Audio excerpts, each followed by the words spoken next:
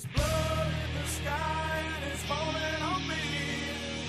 Feel it cascading as it washes me clean. The blood of many will be spilled by my hand. You will believe me when it covers the land. I don't feel much.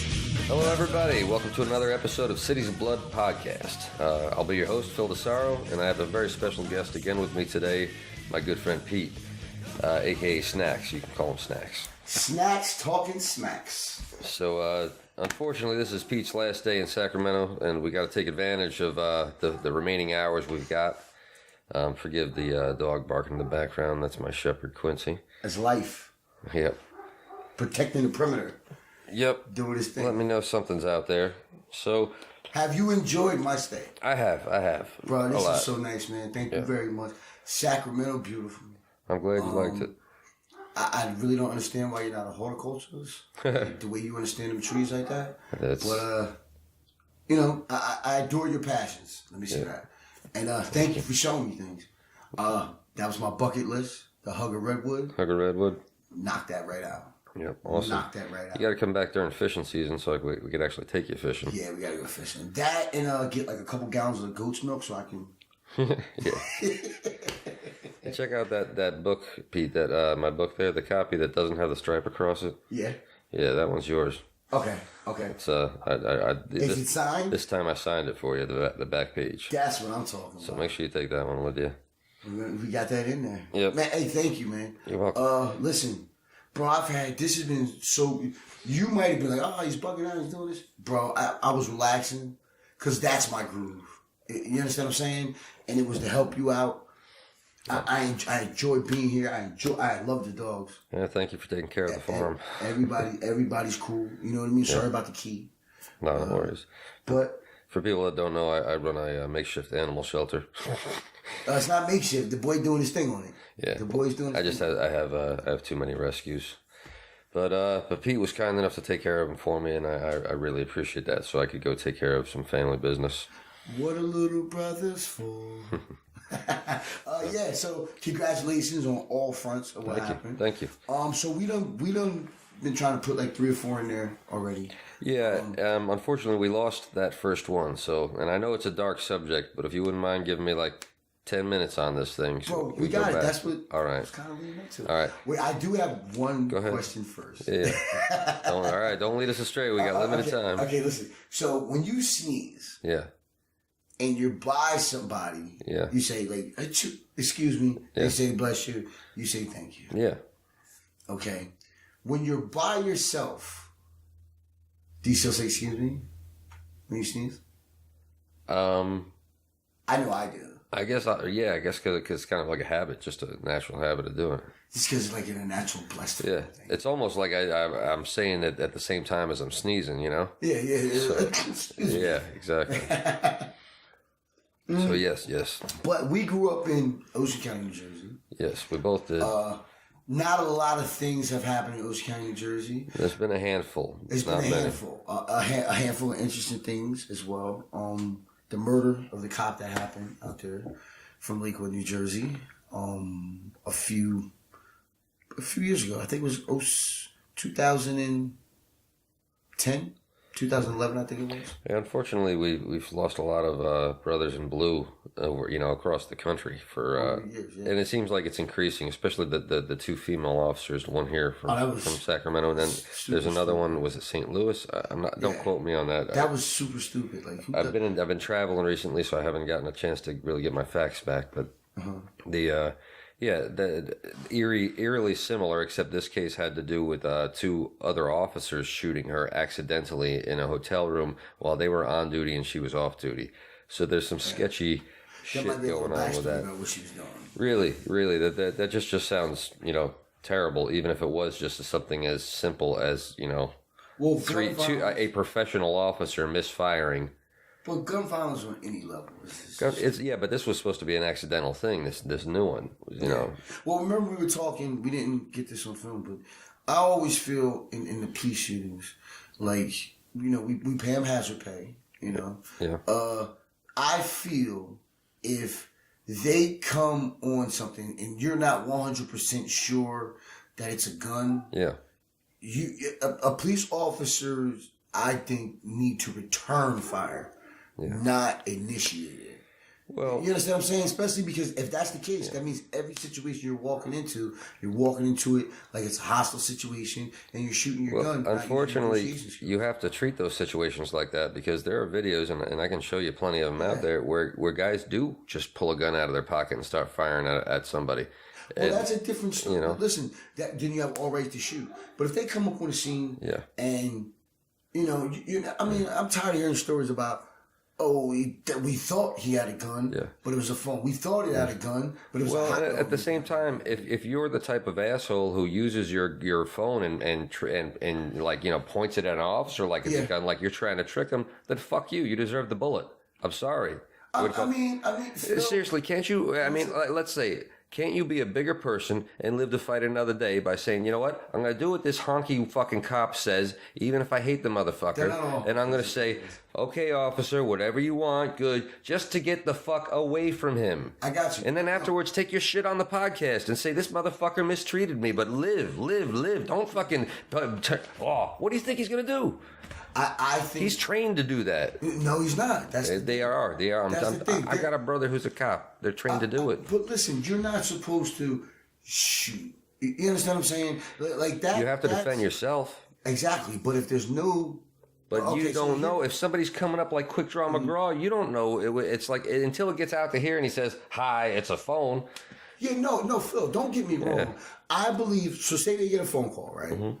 Now, mind you, I'm talking from a lot of personal experiences. And, you know what I mean? Thank God, I never had a cop pull a gun on me. But roughed up, nightstick, you know what I mean? All that other mace, all that other crazy shit. I know it happens all the time. I'm not denying that at all. That fucking asshole in New York years ago who choked that fucking dude out for no reason whatsoever. Choked him to death. But we don't know that. And I'm not talking about all the physical confrontations. I'm simply talking about the use of that gun. Now, mind you, remember I was talking to you, you were like, well, shit, the taser is more dangerous than a gun. Statistically speaking, there's been the taser deaths, there's a great documentary called Killing Them Safely that if you want to watch it, it's disturbing. But yeah, 12-year-old kid decides to run from the cops, they tase him to death. Yeah. Now, for me, I don't think that should be even an option in their arsenal anymore. Just take it away. It's the same thing that happened with the cop down in the BART station in San Francisco or Oakland that shot a kid while he was flat on his back and or on his stomach and was handcuffed. And the cop shot him because one, they thought he was resisting or giving a hard time, and the cop thought he had the taser in his hand. Yeah. So here's the thing: take the taser away. If it's going to be a gun, it's going to be a gun, and make them use it as a last resort. Like you said, this is I have no more options left before I let this bullet fly. Yeah. And I'm totally in agreement with you on that. But if it's a dark alley and you got somebody who's motioning a gesture like, because there's such a thing as suicide by cop. You've heard that, right? Yes, it is. So, and if you wait for a shot to be fired, you could prevent that a lot. But if you wait for a shot to be fired, you could catch a bullet in the face. I think that's almost like saying when we ask guys to go to war, because that's the way America is. Yeah, but no, the way I was trained as a Marine was I don't wait for return fire. If I see the enemy, I engage on sight. But that's it. The police shouldn't be viewed as our enemy, nor should they view this constituency. I agree, but how do you expect? Let's say you got a uniform on you, and all of a sudden there's this just crazy looking dude. You seen them walking around everywhere. They're unpredictable. And they're doing something with their hands when you're like, just please don't do anything with your hands. There's a lot to it. And again, the only thing I'm really talking about is a bullet. Because, all right, now watch this. And this is going to spin right into our story. So when I was younger and the murder happened, when Casey Terry killed the lady around the corner from us. Yeah. I lived at 116 Belmont Drive. They were right adjacent to me. And that's in South Townsend, New Jersey. Yeah. And it happened in 86. Long time ago. I was 11 years old. I was kind of a bigger guy. But when that murder, horrific, everything else that went into it, we'll get into it more, happened, even in 86, when the police, like, how can you think that a young child would do that? You know what I mean? Yeah. Because, mind you, the fire happened, but there was an investigation, Center Homes, shout out CHP, South Townsend, New Jersey, was pretty much an urban thing, and the white families that were there where I only remember one Chinese family, Yeah. 2 white families, Yeah, it was, 3 white families because some didn't know. yeah, it was the whole thing. in the So, it changed from the 50s when it was probably a more of a white neighborhood, and then it started to get blended, and then eventually they became the rarity. It was a rarity. So then they were there, and I remember everybody. You knew who they were. They were the white people. Yeah. Now, so with the cops' procedure and the way that they did, because people got beat up. Because they didn't know who did it exactly first. Yeah. You understand what I'm saying? And then as people's conscience and shit came to them, they started saying more things. You know, it's funny, Delano, a good friend of mine, Delano, who got deported, actually burnt down the same house again. Really? Like, I think it was probably 15, maybe about 10 years after that. Really? We were hanging out and he burnt down the house again. He started burning it again. So, I don't, you know. Crazy. And Delano, this dude playing with fire. He's a pyro. But when Crazy. Casey and them did that, and I remember my mother said something to me about what had happened, why the police were around the neighborhood like that and stuff. Yeah. And it was just, it was a fear to let us go out because of course there were certain police things going on Yeah, in the absolutely. situation. But we're kids, we want to go out anyway. Yeah. I just remember feeling like holy shit. You know what I mean? Because now, now that you first mentioned to me that you want to speak about these topics and stuff, yeah. I never realized how much that truly affected me later on in life. Yeah. You understand what I'm saying? Well, Because I knew him. So, I didn't know him as a horrific monster. Yeah. It was just a monstrous thing that he did at the Yeah. time. You know him, and like you're saying, he's in a way he's family. Yeah. So it's that close of a connection with you, and then there's this horrific crime that shocks the neighborhood. It shocked the state at the time. Yeah, well, I imagine. Yeah, because it was the sodomization of a 90, what was he, 80?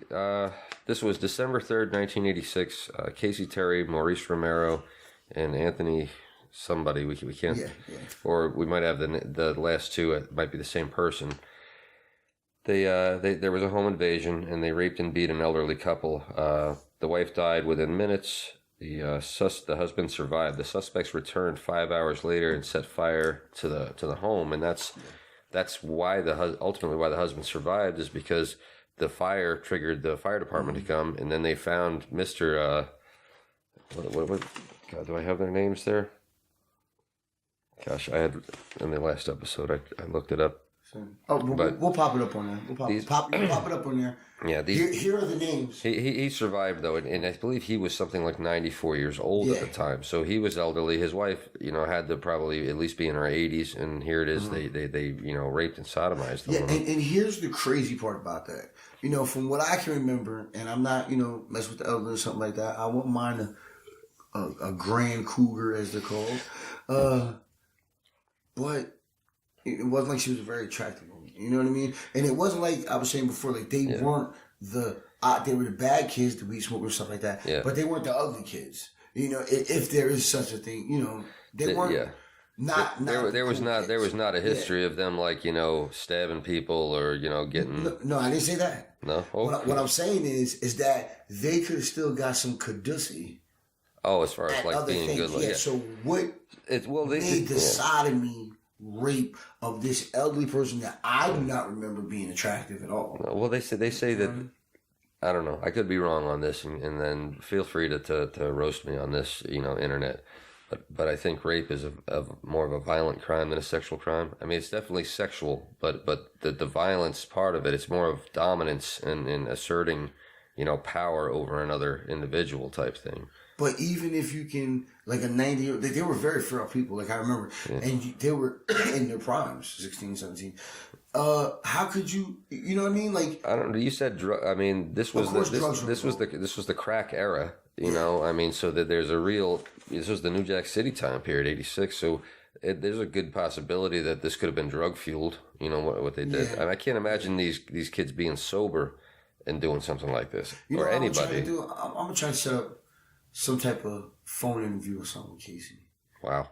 You know what I mean? Like, because it's not like he's not family. If he'd be willing to talk about it, that'd be amazing. Only just to try to get and decide if he could even put himself back in that place in that time period, or if he's willing to. Yeah. I mean, at this point, You know, the internet is a blessing because sometimes there might be things that he want to express, or there might even be other accusations that he get out there and say, You're "Listen, bro, you know, it wasn't me that actually did it. Here's what's going on." So I'll definitely reach out to him and try to get a platform on that. Man, I didn't even think about that really, and it's right next to. So would be the issue. So that was worse you could say. That was one of three crimes that that we can think of that are around this time period in the 80s when we were both kids. Well, wait a minute. Because we know Ocean County was overran with Bloods and Crips and stuff like that. Oh yeah. So there's been a lot of shootings since then. I'm that sure we got the juice on that I might know. Wait a minute, I may be the inside blood connection. You might. There's obviously been a lot. Pete and I are talking about stuff from our childhood in Toms River, New Jersey, Seaside Heights area, the whole Ocean County area. You know, was kind of our stomping grounds. And so as a kid, you were talking 86. I remember being in 7th grade going to Intermediate East, which was on Hooper Avenue. Mm-hmm. And in 7th grade, I remember, just walking in one day and all the girls, like along this one side where the lockers were, just like crying. Really heavy crying. And then some female teachers crying and, everybody whispering as to like what's going on. And we had heard that one of the girls, I think she was an 8th grader at the time, had been, her body had been found behind, I think in Goose Creek behind Garfield Avenue. Okay. In Toms River. So that's like almost the whole school because in Jersey, they break it up. 1st to 6th, 7th, 8th, and then 9th to 12th. Exactly. So 7th and 8th is just 2 grades. Yeah, just 2 grades. And so everybody almost knows of everybody. Know somebody that knows somebody. Exactly. Yeah. And so I did take notes on this one. This was November 12th, 1985. And her name was Barbara Harrison. She was 13. It turns out that it was a next door neighbor that actually had done it to her. Really? He was in high school. It was a high schooler. His name was Sean Milne. He was 15 years old. He beat her, raped her, and dumped her in Goose Creek, where she drowned. He got 30 to 50 years in jail.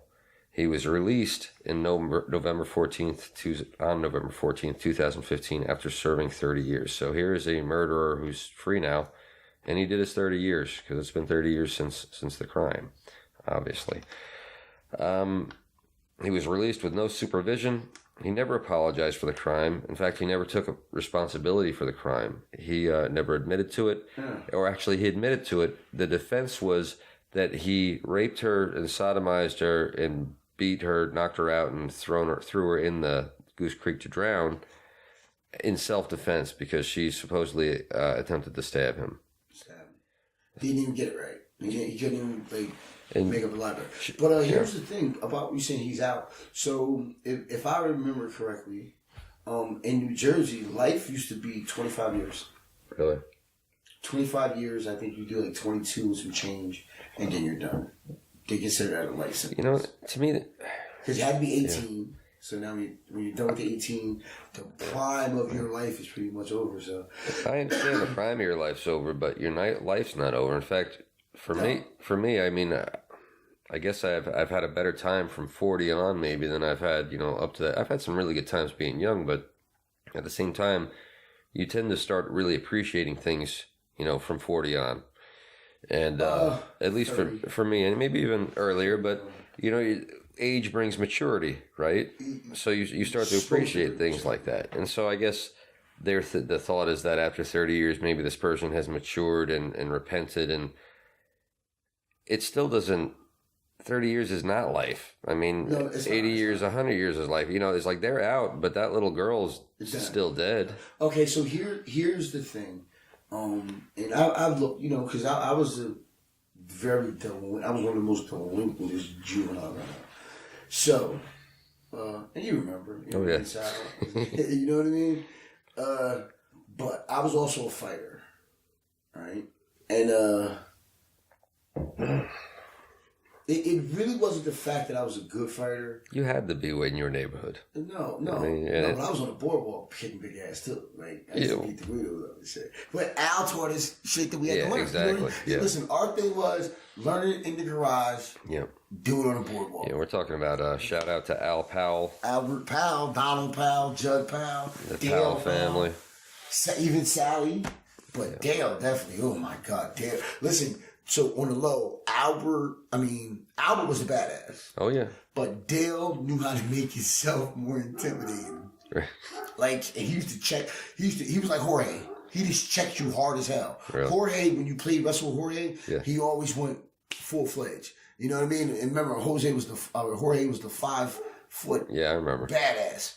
So Dale was big, but he was more than lifting weights and stuff and training.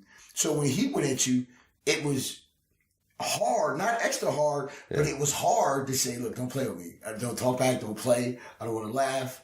I'm not doing it, you know what I mean? You're here to do this and that's it. Because when he opened up Fitness 2000, you know what I mean? The way they were training and stuff like that was crazy. I didn't mean to get off track. No worries. I never spent as much time with Dale as I had with Al. Yeah, you know what I mean? So here's what I was getting at. I remember there were times when I got into some fights. Yeah. And I would say to people, like ask Sal about the time on the boardwalk or time, you know what I mean? And I would have to say, like, what happened?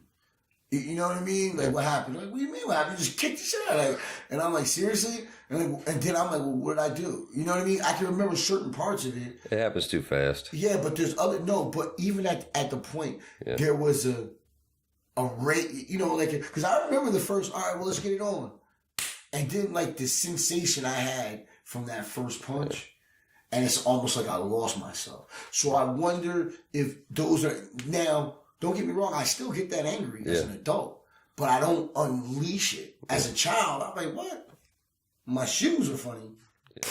You understand what I'm saying? So, you know, I think maybe that's why, as when you're that young, they say life, because there possibly is, for some people, signs of rehabilitation. Yeah. Now, if there was a history of him killing cats, squirrels, everything else before this murder, that's a deeper story. But just like in the fit of rage, well, you know, would you really take a 12-year-old's life for wanting to be a gang member and go ahead and shoot? Well, that's the thing, is like this was a sexual crime. It was a rape. He sodomized her and he beat her.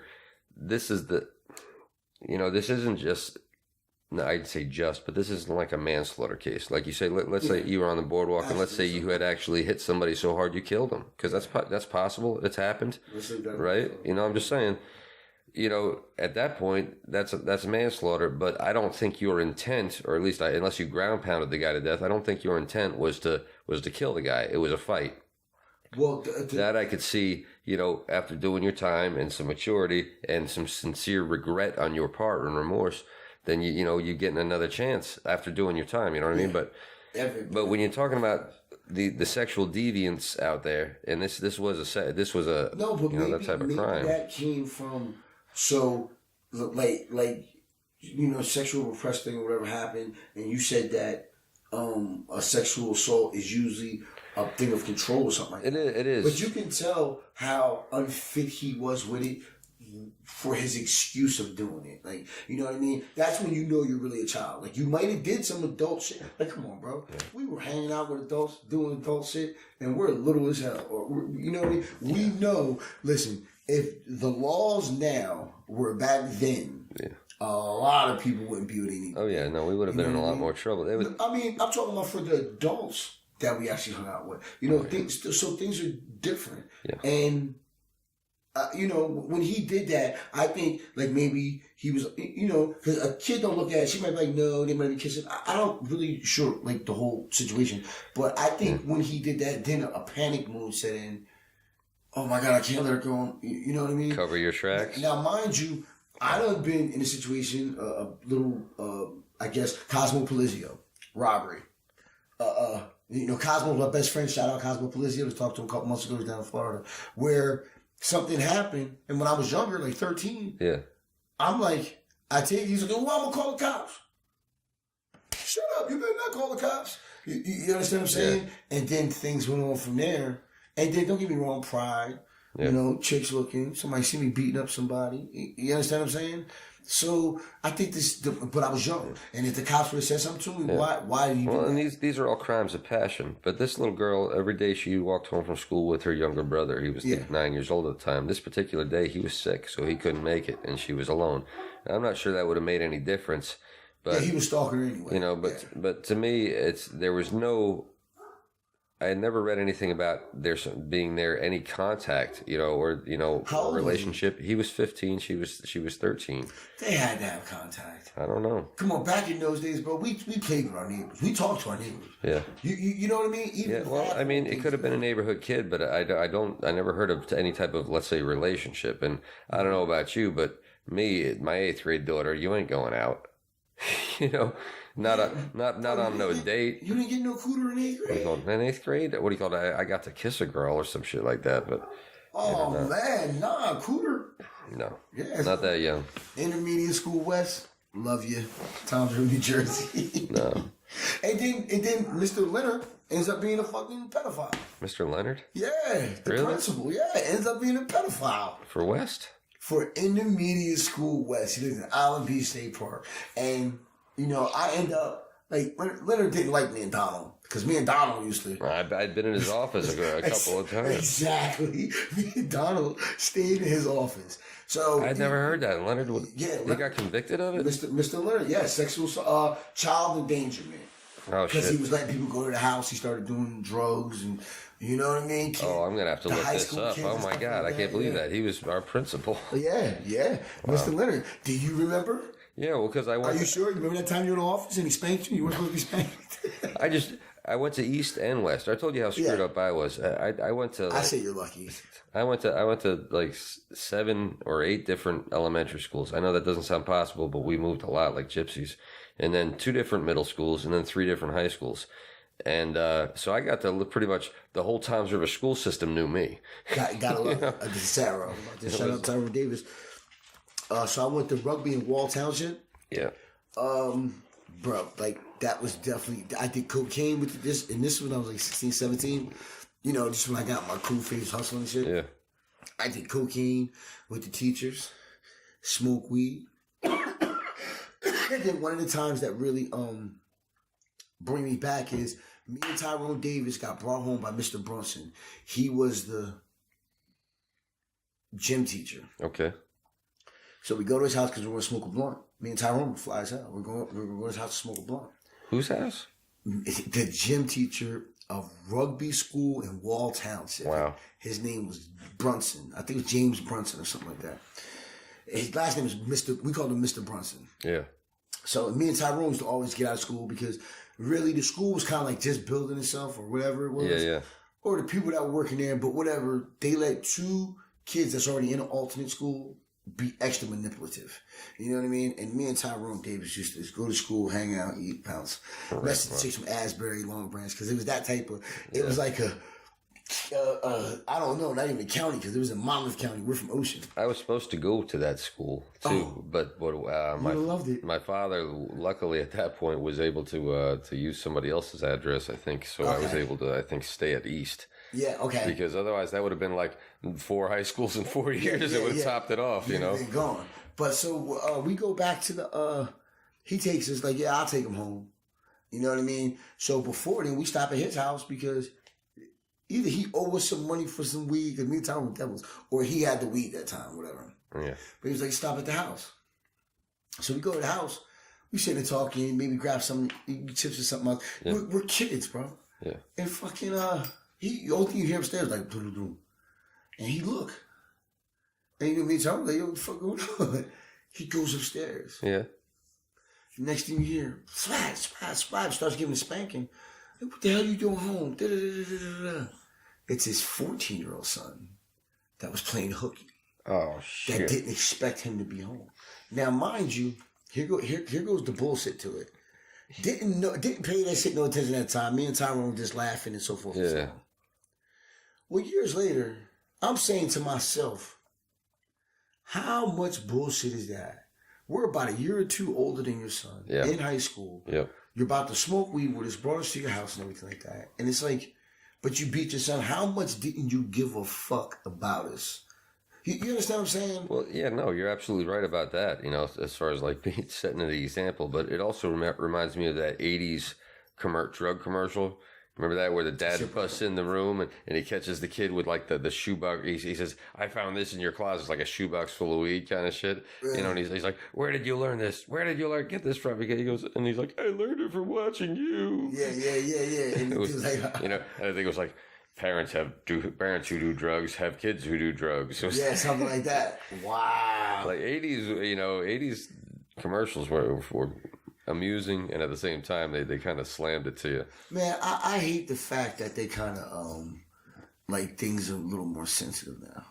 You know what I mean? We kind of, now don't get me wrong, I wasn't gonna have no teacher hitting on me, nor would I have any teacher hitting on my child. Not right. You know what I mean? But definitely to tell my child, yo man, be the hell quiet for it. You know what I mean? There's nothing wrong with that, or you're disturbing. Now, we kind of came up in the era where teacher said what to you? And it was a big, you know, go down there with you know. Yeah. Parent. That's right there. So you act like a chump. That's what, you know, she's going down there. And you said, what to my kid? So what was on? Oh, yeah. So, you know, certain things like that. That kind of started in that period. I remember my grandmother had to go down. Ooh, your ears all right, sweetheart? Yeah, pay that no attention. It's when she went down because they wanted to hold me back from in like first or second grade, something like that. And she went down and in first grade? Yeah, you know, it was like I said, they kept changing damn schools on me, so I got to the point where it was like I didn't want to do any of that shit. I don't even want to be here.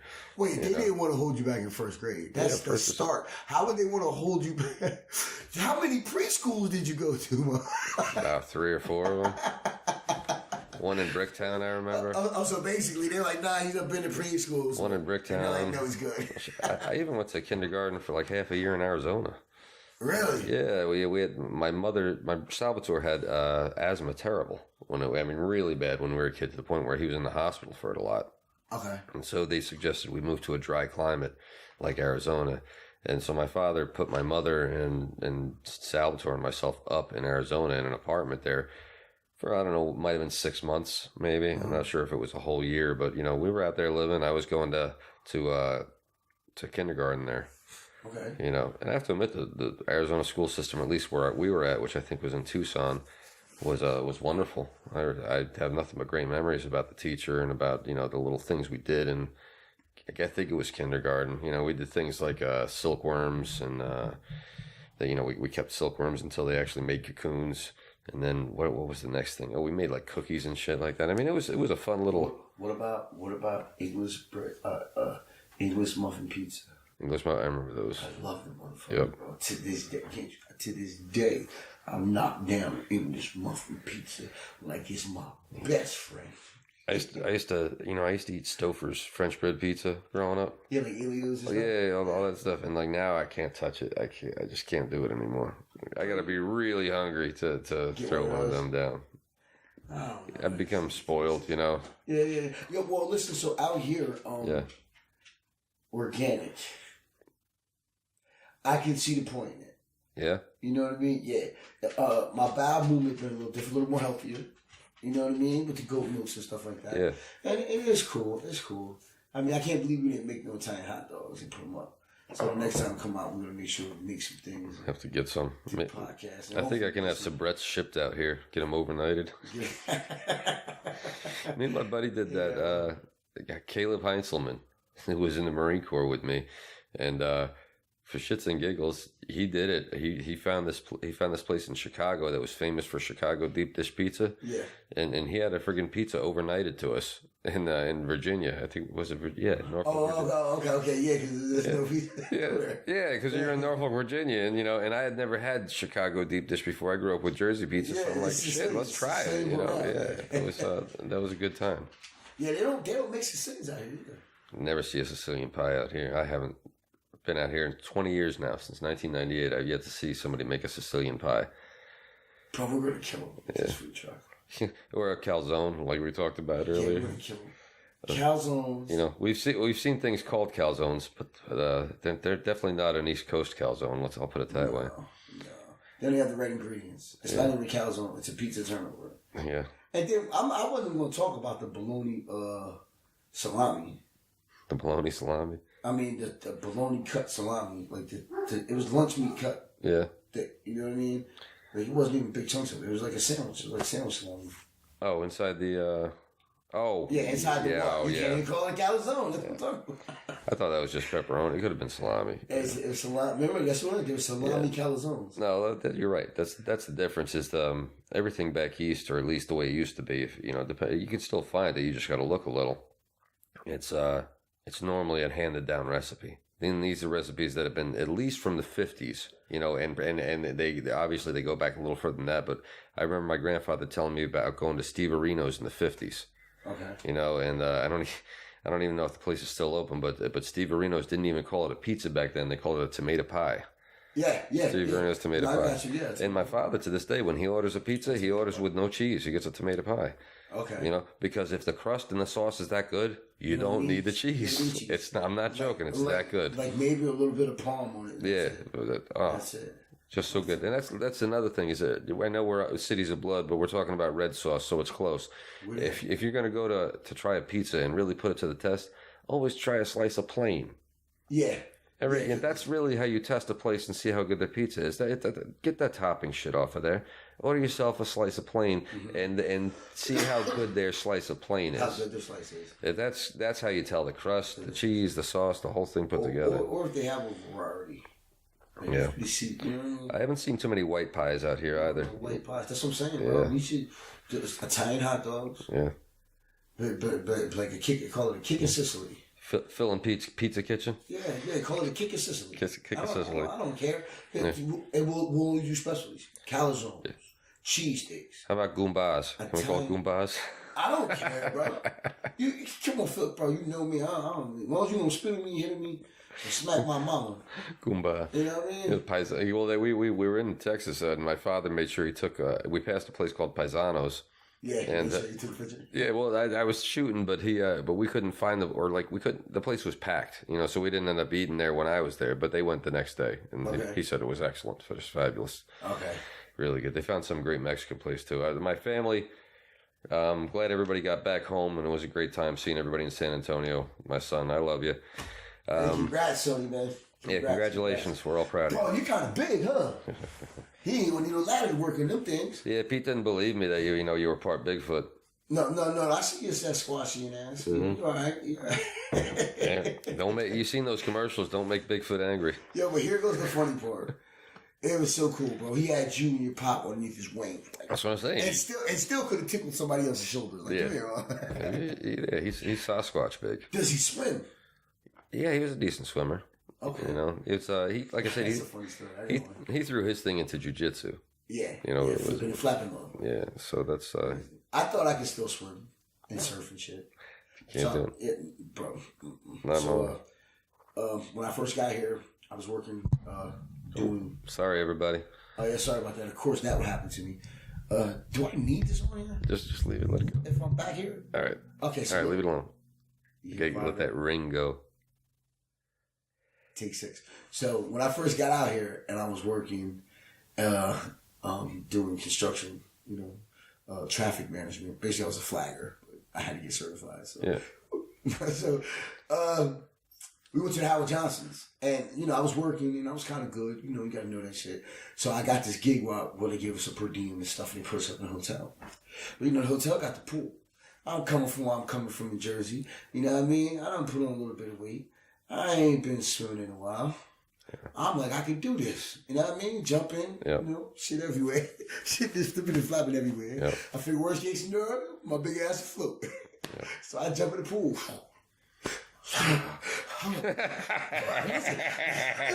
listen, right? And then I'm like, holy shit, like I'm about to start losing my breath. Right? So I go to like reach for around, I don't know where I'm at. I go like this, bro. I moved about that much. You were just splashing in place. Bro, that's all I was doing, bro. I was like, oh my God. I remember, oh man. Bro, what about this damn much, bro? I can reach back and touch the wall from where I jumped off. That's funny. I remember in the Marine Corps in Marine boot camp, you could tell they we got issued what they called jungle boots back in the day, which were part canvas, but they were green canvas, and some of it was leather, and they were cool looking, but they if you spent too much time in the pool, the chlorine would turn that green orange, and so you'd end up with orange boots. What do you mean? You have to wear the boots in the pool? Yeah. Your combat survival swim trainings, you learn to swim with boots on. Okay. Right? Yeah, because shit's heavy. Believe it or not, it's possible. Bless you. How do you swim like this? No, watch yourself. But there's the on your side for the most part. If you got your boots on, you got to learn to swim on your side or on your back and kick. And the other thing is the pack. The pack is the essential part. You got to waterproof your pack and have it on you, and literally sit up and kick backwards, and your back is up out of the water on your pack. Okay. Then you become like a little motorboat, and you're just going backwards. Wow. Yeah, and that's part of combat survival swim training. I went to the highest level they had. I grew up on the shore. So we went down and picked up shit off the floor and all that stuff. But as a result, I got to go in and spend extra time every year and get the hell away from my job and volunteer at the pool to help people who couldn't swim well, right? Yeah. And there were a lot of them, believe it or not. Yeah. And so I remember coming back from this was in boot camp. This happened. I remember coming back marching from like the chow hall, and I was just marching. I had like maybe 6 guys with me, and our first sergeant stopped us. He saw us and stopped us, and he said, "Devil dogs." He goes, "You all swim drops, huh? You failed the swim course."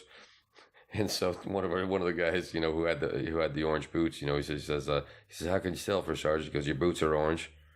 It's, in other words, because if you fail, you keep going back. You keep going back. You keep going back until you pass. Okay. Failure is not an option. And the bleach. And so their boots, because they've been back 5, 6, 10 times to that damn pool, their green boots would turn orange. And and there's nothing funnier looking than these camouflaged dudes walking around with bright orange boots, like they're supposed to be on a flight deck or something. So let me ask you a question: how do you? They're waterproof, but they're not They're water resistant, but not. No, they soaked. You get them; they're wet. And you gotta stay with them on. You gotta keep them on. No, well, that's the other part of any type of thing you're doing tactically or driving. First off, you're not going to be swimming for the most part unless you got to cross a stream or a river or some shit like that. And if you can find a way to do it without swimming, you find a way to do it without swimming. Yeah, of course. The main reason they teach you combat survival swim is because the Marines are aboard every Navy vessel around the world. There's always a Marine element on a Navy vessel, if the ship is large enough. And so if you ever have to jump off of a ship that's going down, you got to learn to tread water in open ocean. Fast. Well, or just and get away from the ship, exactly. So that's why they have you jump off the diving boards. They have these different boards of different heights, and you have to jump off of one that's lower. I think it might have been 10 feet or less, and you have to hold your hand on top of your helmet and hold your rifle. And if you don't hold your hand on top of your helmet, your lid they called it, what would happen is the chin strap underneath your thing, as soon as you hit the water, it'll pull it down. Yeah, and like snap your neck. Literally, you could break your neck because because you're going down and that thing strap grabs you. Right. Yeah. So that was dangerous. So, honestly, I think I would probably take the helmet off no matter what I was doing if I was had to jump any distance. But they made us do it with it on, and then they made us go to an even higher level, which I don't know how high this thing was, but it seemed like something out of a water park ride shit. Uh-huh. And you had to literally just, cross your arms, cross your legs, and jump straight down. And the reason why you want to cross your legs is because if you go straight down like this with your legs open, your private area is going to take a punch, So you make yourself like a needle, just stop straight down. Damn, a needle. Yeah. What about a knitting needle? I'm big as a knitting needle. But yeah, that was all part of that stuff. But I remember thinking I was still a badass when I got out of the Marine Corps. I might have been out maybe 3, 4, 5 years, and Sonny was out here, and I was just fresh in California, kind of thing. And I bought a little inflatable raft, and when I went down to the American River with him, and got in it and started doing the paddling thing, and I started to realize that you're not paddling, you're not in no stupid little rubber raft, you're not paddling against that river, and so the only way to basically get us out of there was, or get us back to where we did was put the paddle in with him. He was too small. He had his life vest on and all that, but, leave him in there. And I jumped overboard, put the rope between my teeth and swam us back. I felt like I was whooped after that. I mean, it was just across from one side to the other, but holy crap. And I thought, and that was only a couple of years out of the Marine Corps. Like now, I just sink. I ain't got the stamina anymore. I don't think I could take that shock of cold like I used to be able to take. Yeah, so I'm good all the way to 5 foot, about 10 inches, because I'm 5'11". So yeah. 5'10", I can still do that and swim some air. I know I could still tread water and float, but you ain't gonna catch me swimming laps without panting. I just don't have the cardio right now, unfortunately. I got to get back into it. Yeah, I hear you, man. So what's gonna be coming up? What's some things you got planned for City of Blood? Right now I'm working on a project with a local crime historian and author, David Kolchak, good friend of mine, and we're trying to work on a little pilot for something. We want to bring, some of Sacramento's crimes to television if possible, and so we're going around to different sites and we're filming some stuff. Okay. I wish we could have did some of that while I was here. Yeah, unfortunately, it's amazing how quick a week can go by. No, how quick 10 days. 10 days can go by. It's just insane, and I feel like we didn't do that much, but I mean, no, yeah. No, I mean, it was this. We got done what we needed to get done. Yeah, you got out there. You got to see Yeah, and we saw downtown. We saw Old Sac, and we saw downtown, and a couple of accomplished. You know what I mean? And seeing you again. Yeah. Because this is a blessing, bro. Oh, it is. Not promised. Nope. Myself. No, I haven't been able to hang out with Pete face to face anyway. Yeah, since Florida. What was that? Like 2006? 2007? Wow, 2007. Wow. 2006, 2007. So Sal, if he calls back, maybe Skype his ass in another time or something. Yeah. Get him to actually figure it out. Jay Shores. You know what I mean? That's a beautiful place down there. Yeah, no, it was a pretty town. It was just the rent was too high, and we all know that story. He said that. Sal might not like that one. Sal might not like that one. But, yeah, we love you, brother. I miss Adeline. Yeah, I've seen Addie on Facebook. She still looks great. Is she really on Facebook? Yeah, she's on Facebook. Okay. Well, look, my service is back up, so I'm gonna go ahead and go on Facebook and say hi to her. Because awesome. Sal brought her down when he came from Florida. He came from Florida to Jersey, and he was like, "Bro, I'm not gonna come and not see you." You know what I mean? Yeah. And he came to the jail, bro. That made me feel so good, bro. And then not only did he come to the jail, he came to the jail with the baddest bitch that probably ever stepped foot on Southern State Correctional Facility. You know what I mean? Yeah. And, it was cool. Then Addie, I met her afterwards and stuff like that. And I came out and went to Florida. You know what I mean? To the club. She had a club that did election stuff. Yeah, I remember that. Yeah, man. And that's all, listen, because not everybody come to jail, bro, to visit somebody. No, you're right. You know what I mean? Absolutely. And then to come out of state to come to jail. You know what I'm saying? Yeah. So to take that time, listen, it wasn't like it was, because listen, the jail was nowhere around nobody. So it wasn't like you were going to Ocean County Jail. Yeah. He had to still drive like another 2 hours to come see me on his vacation. Yeah. So he took a day out of his vacation, at least a half day, Yeah, just for me, bro. Yeah. I love for that. Now, mind you, he probably went to Atlantic City because it was close to the jail after that. You know what I mean? Why would you not? Why waste the trip? Yeah, right here. Why not? And of course, that's for the motherfucker was in office. That was in yeah. That's when Trump was, really partying and doing what he wanted to do. He didn't have to lie. Well, I didn't even mind him back then, to be honest with you. It wasn't like I was a fan. I knew he was a crook. He ripped off Chinnery, and he ripped off that. Ripped off the mob and got away with it. Yeah. And so, that was, in order to beat the mob, you got to be the mob. I'll leave it at that. Big feet, big bank, take little bank. So basically. It was, yeah. And he brought a lot of attention to New York and to New Jersey, to Atlantic City because of that. But there's some murders that happened down in Atlantic City, bro. So basically, everybody has their different things, and we're real good friends. So just and I've always watched the ID channel and stuff like that. Yeah. You know what I mean? But Atlantic City had a whole string of them just snatching bitches up and killing them, leaving them Wow. You know what I mean? Down in the Pine Barrens. They just call that the Pine Burials. Really? Not even the Pine Barrens. They just call it, because look, on Goodfellas, where did they bring them at? Yeah, out in the woods. In the Pine Barrens. Until they started building condos, they had to Take pick them them to back New up. Jersey. Yeah. Take them over the bridge. Well, the whole joke used to be the Meadowlands. Remember the Meadowlands? Yeah. You know that where Giant Stadium is. Everybody, the joke was that Jimmy Hoffa was buried on like the 50-yard line, or some shit like that. And so the Meadowlands, believe it or not, was a mafia graveyard, because why drive all the way to New Jersey when you can just drive out to the Meadowlands and drop off? But once they started building out there, and that became a common thing, like you said, the Pine Barrens are just a drive over the bridge. Upstate New York has a lot of. Yeah. But they went to Jersey because Jersey was a lot easier than like upstate New York cops. Yeah. And upstate New York can be far as hell compared to just Joe right over the bridge and stuff. Yeah, but those Super Troopers didn't play around. You gotta stay away from the Parkway.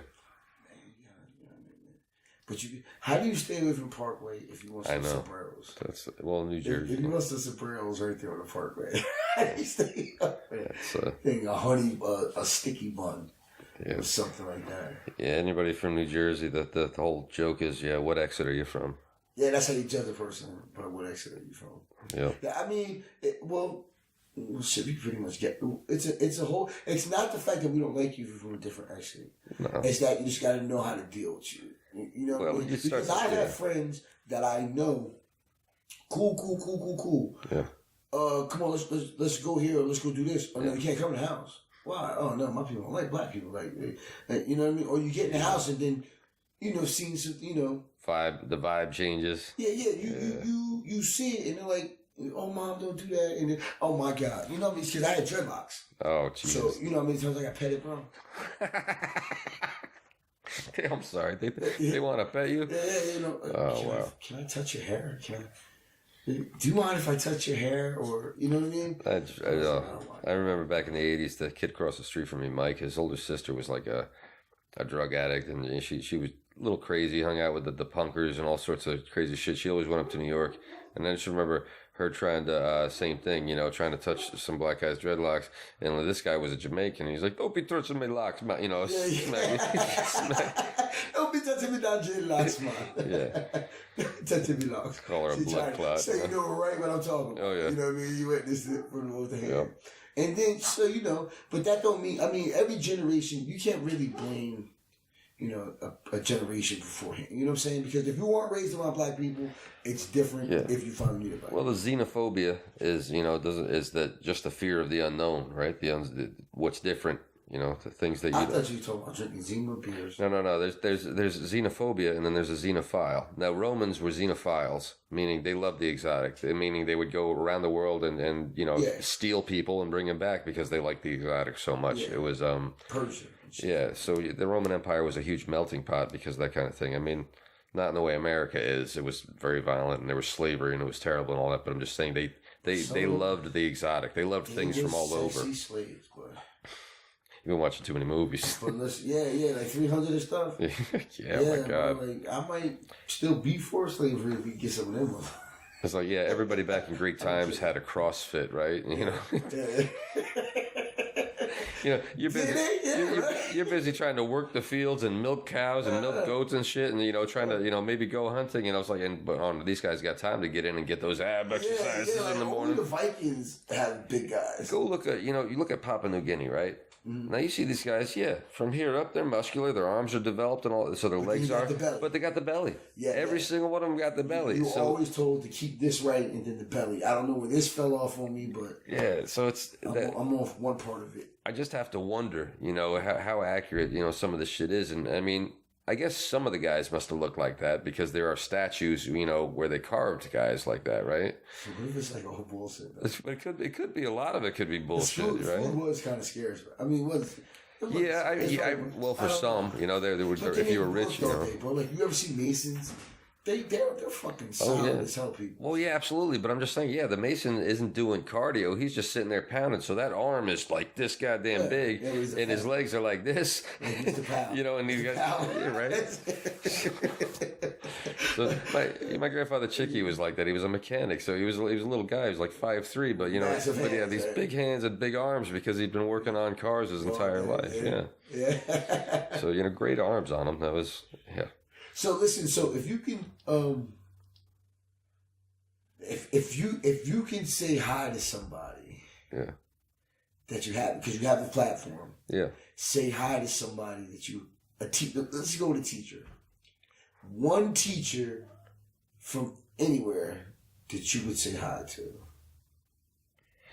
For some reason, Mr. Fisher pops into my head from North Dover Elementary School. So shout out to Mr. Fisher. Okay. Circa 1980s. Why does he pop out? My mother had a crush on him. Okay. I remember that. And he was this tall, kind of like baseball player looking dude. But he was cool. He was just a cool teacher. He really got into, you know, teaching the kids and making it fun to learn. Okay. Whereas, you know, some teachers were not like that. You know, Mr. Oh my God. There's another teacher, I can't think of his name right now. I'm sure because I think I had a Mr. Luco and then I had a Mr. Luthman. Okay. But I think Luco was 5th grade and I think Mr. Luthman was 7th grade. So you would say hi to those guys? Yeah. You know, most of the, I guess I had a lot of male teachers. And Mr. Smith, if Mr. Smith is, I hope he's still alive, Mr. Smith. And I hope I didn't insult you by saying that, but Mr. Smith from high school, Mr. and Mrs. Smith were both great teachers. I had her for like junior year and I had him for senior year. They were great teachers. All right, so listen, fuck all my teachers, they all sucked. See what Mr. Brunson did to me. But thank you for having me, bro. Real quick. Sorry for hitting the mic again. No worries. Sorry, folks. I love you. When we can do it again, let me know because I'm on deck. Absolutely. Well, we're getting Pete a headset, and we're gonna try to see how good the Skype can come in. We'll bring him in on some stuff. You know. Because it's about to end. So bye, everybody.